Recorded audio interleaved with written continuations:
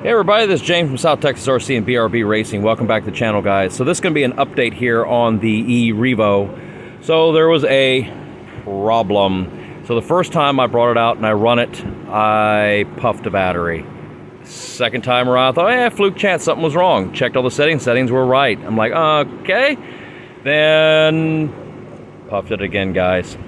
So the issue that I think that I was having, originally, if you remember seeing all the videos, how it was set up, it went in the series, set up, had Traxxas, then the other Traxxas, and I was running these little guys, these adapters, these common sense RC adapters that go from Trax to the XT60. And this, mind you, this was a brand new one, but I've noticed over time with running these adapters, they'll get to the point to where they don't hold tight inside the connector anymore.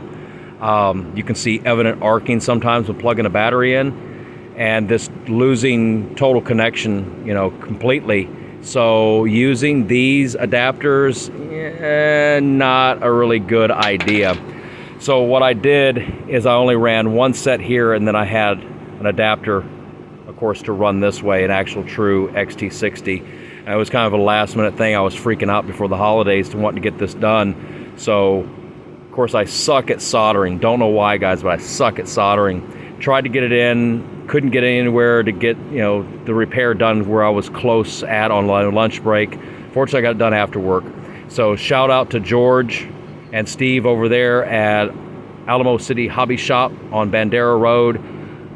They got that solder job done for me, and I'm going to tell you, that was perfect. Took their time, took their pride to get it done. So what I'm going to do now is I'm going to run it. I have an older set of batteries I have, which were the Spectrum batteries that were in here. Once again, that was a solder job from George too, changing the ends on both those Spectrum batteries that I have. We went from smart batteries to dumb batteries, but there's the wire for the smart technology. But anyway, so these are going to be 5,000 milliamp with a 50C discharge. The other ones I was running were 5,200 milliamp with a 35C discharge. Traxxas said that shouldn't have been an issue, but I want to try to take some things out of the equation. I'm going more towards it was the adapter, but just to be safe, went back, checked all the settings. Settings are good. Got a proper adapter on here. Got some higher discharge rate batteries in it, so I'm going to run it, find out exactly what's going on. I'm going to take it out back, see what we get. I tell you right now, guys, this ain't going to be like a super stunt video or anything like that. It's just solely just a test run. So I'm going to run it around back here. I'm going to run it hard. I do have my cell checker with me, so I will check voltage periodically just to make sure that I'm not going to go below and discharge a battery too far, making sure that the auto setting in the truck is actually cutting it off at the right voltage. So I'm going to take that out of the equation. We've already fixed the adapter, put a proper XT60 connector, got rid of the adaptation in there. So yeah, it's just going to be basically just run it, discharge it, see what it does after that, do some tests. And if you don't know exactly what I'm talking about on a cell checker, it's very simple. You just take this, plug it into your balance wire, check the voltage. It'll tell you, like say on the 2S battery, it's going to show cell 1, cell 2, and you ultimately don't want to go below 3 volts, but that was the old standard. So even the new standards, people like to run at 320, 340-ish. Myself personally, I would say 340 is safe to stop running.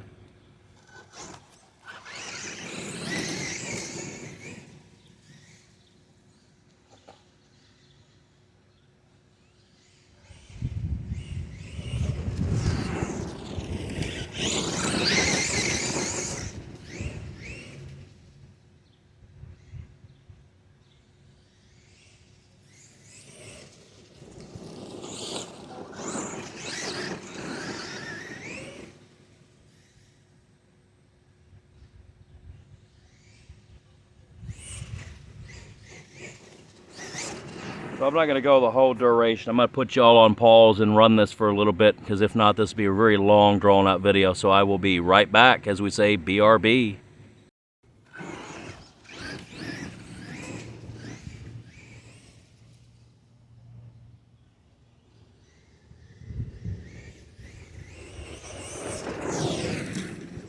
So far, guys, I've been running it pretty hard back and forth, so it's about time to bring it in. I think I've already been running for about a good maybe 5 minutes. I'm gonna do one more full throttle down. I'm gonna bring it in, check out the batteries, see what we got.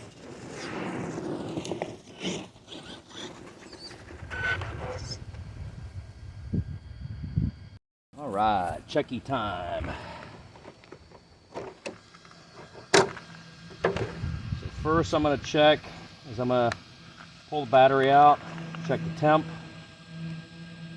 It's mildly warm on this side.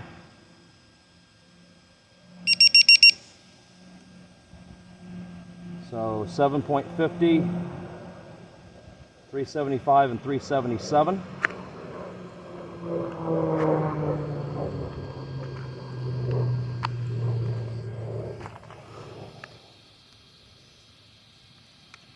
On this side of the truck,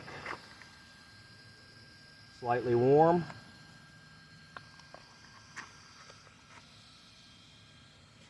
Cell check on this side,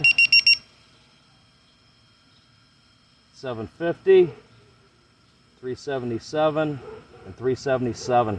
So far the voltage is looking good on each cell. That one was dead on, the other was just a couple of points behind itself.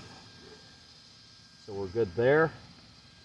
They're not boiling hot. Let me tell you, those other batteries were like melting hot.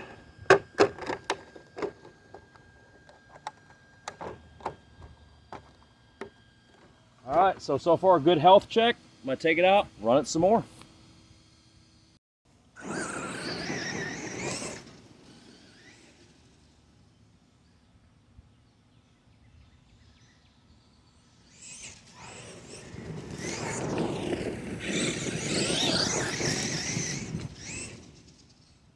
Also forgot to mention too, when I was out there at Alamo City, I said, well, I've cooked a couple of batteries, so I need to get some better batteries. And I tell you what, for the price, you know, they do carry the top end, what do you call them, those Lexan Pro batteries, or Lex Pro batteries. They are more expensive, but George out there also carries Power Hobby batteries.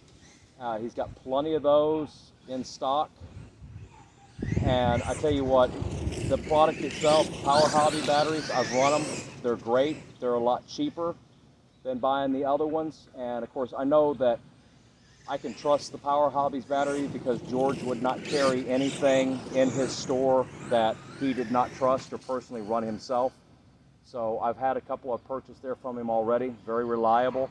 So if you're looking at a lower cost battery, something that's reliable, go out there, see him out there, pick up some of those Power Hobby batteries. After I did the solder job on this, I picked up 2 of the Power Hobby 2S batteries for this truck, and I also picked myself up another 3S battery, 7600 milliamp for my bigger truck. So I got 3 batteries from him out there too. And I tell you what, good quality, guys. Looks like it was just that piece, so we'll see what happens. I'm gonna keep running. I'm gonna put y'all on pause for a little bit.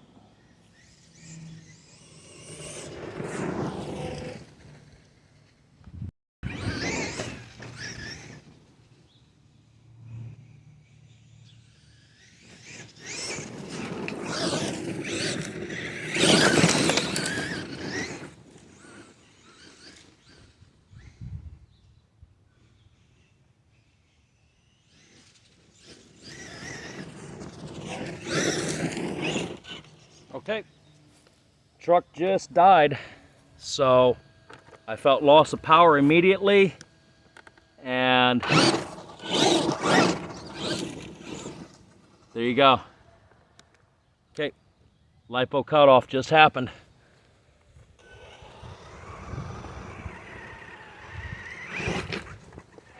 Time to check her out.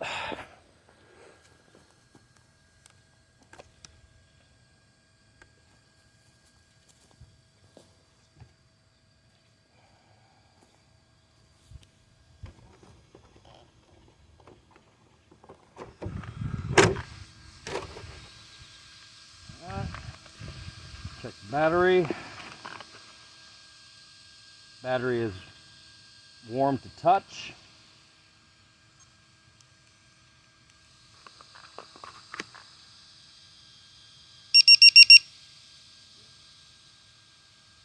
.4. Caution 313, 326. So 314, 326, because that did shoot it a little bit low. Check the other side.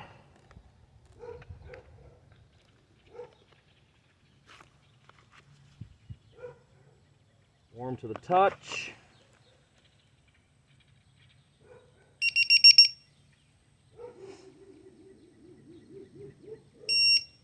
.337 and 329. So that's pretty acceptable. 337. So 670 total pack, 337 and 331. And that is going to be on the ground side, the power side.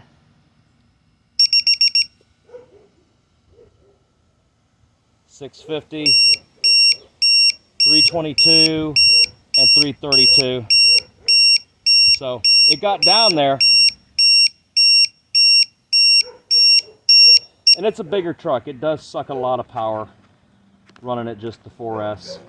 And right now I've got it, I don't have it on, no, it's not on auto LiPo. I have it set on the highest one, the 12 volt cutoff. And of course it'll cut off well before 12 volt, because the simple fact it is it's reading under a load. So under a higher load, it's going to show that it's dropping down below that. But so far, guys, a little bit of caution, because it did drop a little bit past the 340, but the same given time, it doesn't look like it nuked the battery. So on a truck like this, I guess, yeah, use the auto cutoff, but kind of judge the time, the run time too, and just kind of know when to call it quits. So until next time, guys, it's James from South Texas RC and BRB Racing, and I am out.